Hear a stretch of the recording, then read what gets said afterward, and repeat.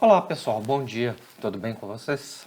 Hoje a gente vai falar sobre um assunto que eu sempre evito, de certa forma, falar aqui, mas cada vez mais, e principalmente nesse ano, ele se mostra necessário de ser debatido, conversado, esclarecido, pontuado, que são as interferências políticas no controle e nas demandas de saúde. Isso começa da base da pirâmide, né? A gente começa dos funcionários públicos que estão dentro de uma secretaria de saúde. Quem tem o melhor relacionamento ali, ou melhor afiliação política, consegue liberar para a população desfavorecida determinados recursos ou facilidades em troca de votos, em troca de apoio político. É a moeda de troca das cidades pequenas. E isso é uma coisa comum, principalmente com funcionários comissionados, que não têm compromisso, a não ser o político, com a, a saúde, com a assistência da população. E nisso vai se escalando para os deputados estaduais, para os federais, para os senadores, até chegar nos ministérios, nas secretarias, nas delegacias regionais de saúde. Então a gente tem um fisiologismo muito grande em termos de políticas assistenciais. É algo triste de se concluir para um Brasil, né? Se a gente for pensar em termos de Brasil, se tiver uma ocorrência dessa em cada município, são mais de 5.500 ocorrências por dia, né? Considerando um número pequeno. Né? Imagine o que se tem de força descentralizadora numa operação que é tão importante quanto a saúde básica da população. E é chegado o momento que a gente precisa de refletir o papel e os mecanismos de controle e fiscalização do SUS. Dificilmente a gente tem dentro dos portais de transparência, e seja de prefeitura, seja de governo do estado, seja de tribunal de contas, seja do Ministério da Saúde, transparência suficiente para as despesas que são gastas e de como que essas despesas nascem. Não existe espaço para você dar uma descrição mais detalhada sobre aquilo. Eu até entendo, em termos de processamento e bancos de dados, o porquê disso acontecer. Tecnicamente é válido, né? Você precisa sintetizar e enviar bilhões de dados para repositórios públicos constantemente, além de atender a lei da transparência. Mas a grande questão é que a população, né, a maioria da população, principalmente os mais fragilizados, os que têm dificuldade de acesso ao básico, eles ainda recorrem a esse tipo de assistencialismo. E começa de um eixo político muito baixo e vai escalando para patamares cada vez mais superiores. E é uma hidra, né? Se você corta um braço, outro nasce no lugar. Porque nós não fiscalizamos, nós não temos mecanismos suficientes de controle e fiscalização disso. Se a gente for analisar em termos de políticas públicas de saúde, quantas no Brasil realmente são efetivas e são colocadas em prática no dia a dia, né? A gente já teve o maior programa de vacinação em todo o território nacional. A gente já teve programa de prevenção a DST, AIDS, que era referência no mundo todo, né? A gente já teve um programa de saúde mental cujos princípios, né, de deshospitalização foram criados e entendidos aqui no Brasil. E você deixar de prestar devida homenagem para quem pensou nesse processo, para quem lutou para que isso acontecesse, é simplesmente querer varrer da história as coisas que dão certo, que dariam certo. E estabelecer o fisiologismo como padrão, né, comportamental. Eu gosto muito de ver as reuniões da Câmara Municipal da minha cidade natal. E em cada reunião é claro, é evidente o fisiologismo, a estrutura de suporte que é dado para o favorecimento de A ou B e não do interesse geral da população. É incrível como se pensa política pública no Brasil. É incrível como um vereador, um político, um prefeito, ele negocia num xadrez que é basicamente as peças são colocadas de acordo com as alianças estratégicas para obterem recursos públicos.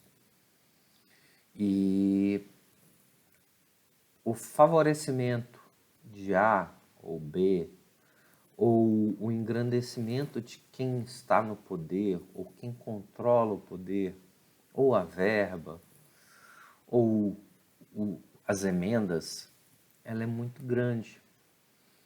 É engraçado a gente ver na mão de políticos, né, se a gente for pensar bem quanto democracia, políticos terem o direito de fazer emendas parlamentares para a liberação de recursos para os seus territórios eleitorais, né?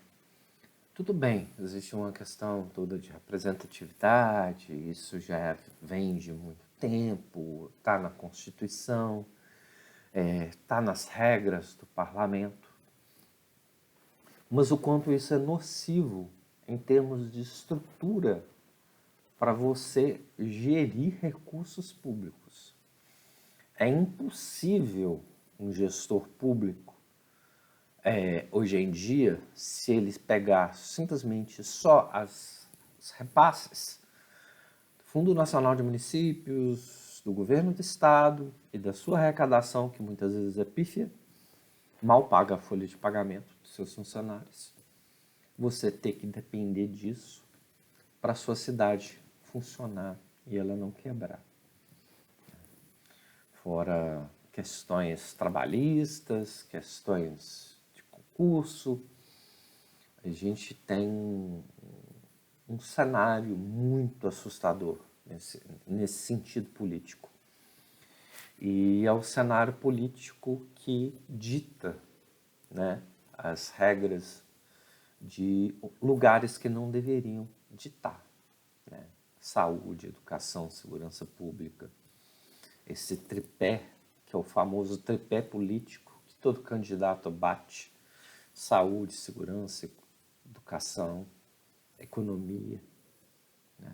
Eles próprios, eles não conseguem criar mecanismos suficientes, regulatórios, de controle e proteção.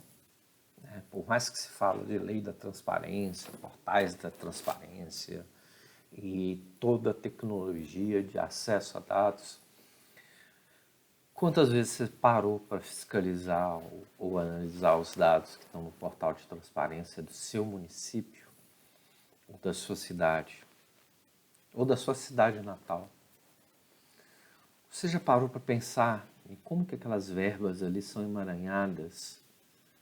E muitas vezes elas têm destinos tão estranhos, né? Recurso tem, o dinheiro público verte através dos impostos, né? A gente vê cada vez mais o Brasil batendo recordes e recordes de tributação, imposto, O impostômetro literalmente explode todo ano, né? E você vê uma parte tão pífia desse valor sendo retornado para a ponta, lá no município, né? Independente do tamanho, da proporcionalidade, do que é aquele município, ou se ele é importante regionalmente, ou se ele é um município que, se não for prefeitura, ele não existe. E até a gente precisa de pensar um modelo, né, de prefeitura, se realmente existe necessidade de a gente ter tantas prefeituras assim. Um estado igual Minas Gerais tem mais de 800 prefeituras, né? ou 500, uma coisa assim, mas tem muita prefeitura. Cidades com menos de 5 mil habitantes. E a gente ainda tem um problema que é gerado por fatores econômicos, que são os consórcios municipais, sejam de saúde, de asfalto, de saneamento, de lixo. E esses poderes, essas divisões, esses controles, eles não são técnicos mais, eles são políticos, né? Então, as camadas mais pobres da população, elas sempre vão eleger, elas sempre vão escolher, elas sempre vão votar no assistencialismo. O que é de pior numa concepção de sociedade, que é uma política assistencialista, é o que a gente vive no dia a dia da maioria das cidades pequenas, médias e até de grande porte. É a política do assistencialismo, a política do eu te ajudo, você me ajuda, a política do toma lá, dá cá, né? E sem controle, sem controle. A palavra, em alguns lugares, ela vale muito, né? Então, as ações políticas, elas são muito baseadas em discursos inflamados. O púlpito, eu sempre brinco que o lugar mais poderoso que um homem tem numa reunião é o palco, com um microfone. E ele ter a liberdade de falar o que ele quiser. É igual eu estou fazendo aqui. Estou diante de uma câmera, gravando um vídeo para um público, né? São poucos seguidores, mas eles estão lá vendo essas questões e debatendo, de certa forma, comigo, refletindo comigo, ou pensando naquilo que eu estou falando. E se você dá um microfone para uma pessoa com um bom discurso, com uma boa oratória, e que ela toque em temas sensíveis, mas ela demonstra totalmente desconexão com a realidade, é muito fácil você vender sonho. É muito fácil você vender tônico capilar para um careca. É muito fácil você vender fórmula de emagrecimento. É engraçado como que a gente nunca para pensar no poder do palco, né? Onde o artista brilha. E o político é um artista, né? Ele é um artista que, no lugar de fazer entretenimento, ele faz ações que impactam na vida das pessoas. Ele faz atitudes que impactam na vida de cidades, de bairros, municípios, regiões, estados. Hoje é um dia muito complicado para refletir sobre política, mas é um tema que eu me assusto muito, porque ontem, conversando com um amigo meu, ele me falou que só conseguiu uma ambulância para o pai dele, porque ele teve que recorrer a um vereador que, aí sim, liberou uma ambulância para ele. E daí que nasce o fisiologismo. Né? Se você quer resolver um problema, você precisa de procurar uma autoridade política e não uma autoridade de saúde. Alguém que possa ter realmente e de fato poder sobre aquilo para te ajudar a resolver um problema, que teoricamente era simplesmente liberar o motorista para fazer uma viagem fora do horário de trabalho dele. É duro pensar em como que isso fere princípios morais comuns, mas é tão bem aceito socialmente, né? A política é muito engraçada. A política ela é feita não de projetos de transformação. Ela é feita em cima de projetos de poder e de benesses. Se você tirar, por exemplo, as emendas parlamentares dos hospitais filantrópicos, meu amigo, o SUS para.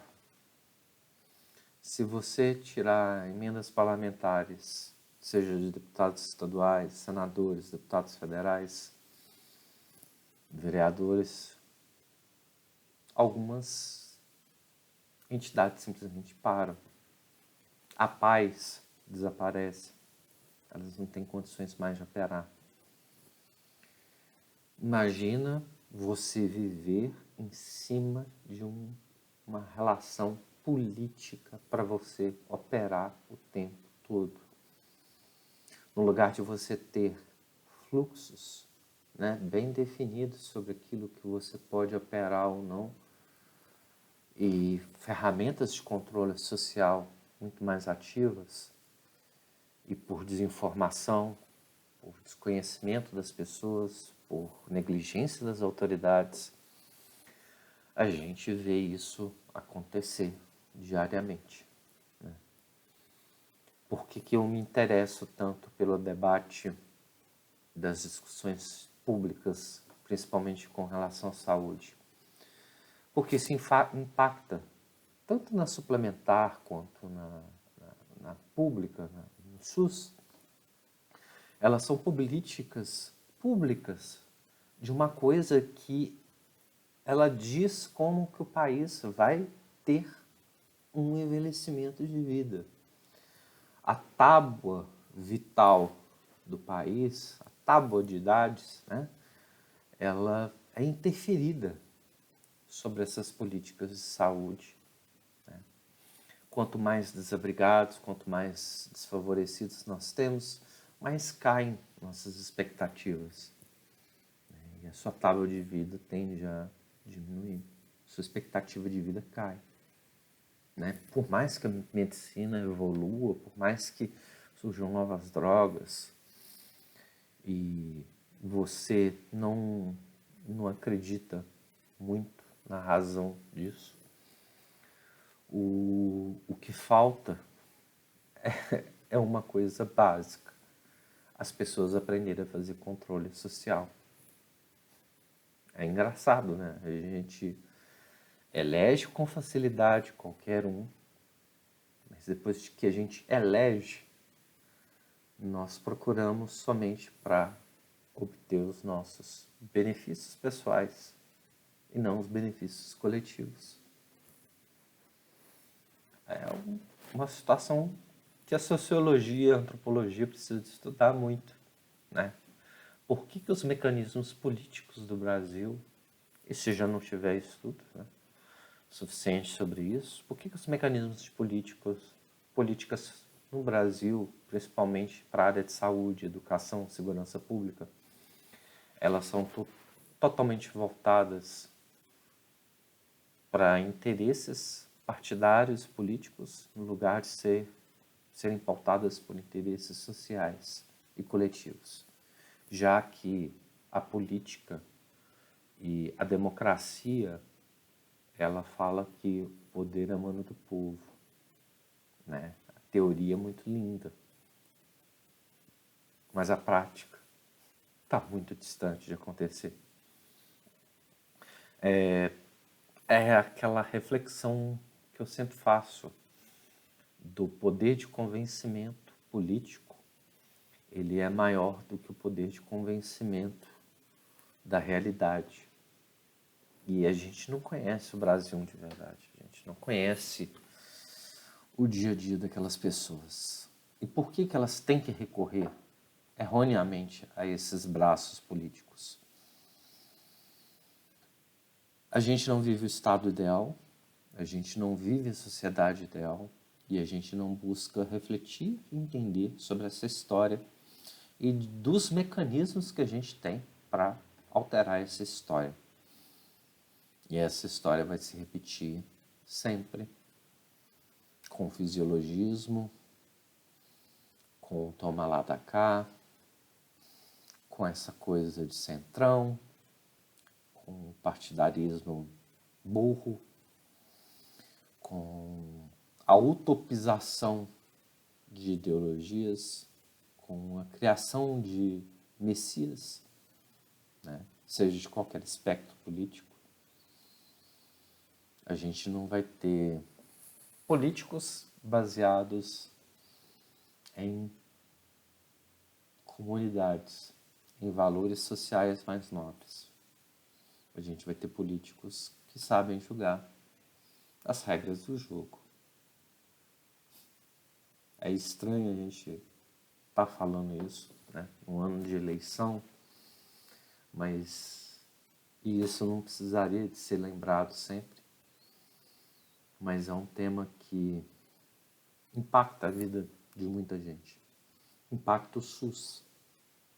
Impacta até a saúde suplementar, que usa boa parte das redes estruturais do SUS para fugir de suas responsabilidades enquanto operadoras de plano de saúde, né?